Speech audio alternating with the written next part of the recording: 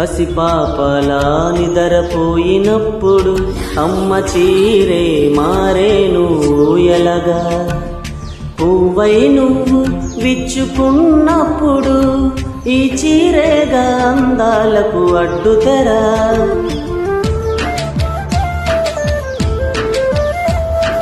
గాలి ఆడక ఒక్క పోసినప్పుడు ఆ పైటే గాని పాలిట వింజామరా. ఎండావాన నీకు తగిలినప్పుడు ఆ గడ కొంగే నీ తలపై గొడుగు. విదేశాల వనితలకు సారెపోసి పంపేది భారతీయ సంస్కృతిని సగర్వంగా చాటేది. మన జాతీయ జెండాకు సమానంగా నిలిచేది. చీరలోని గొప్పతనం తెలుసు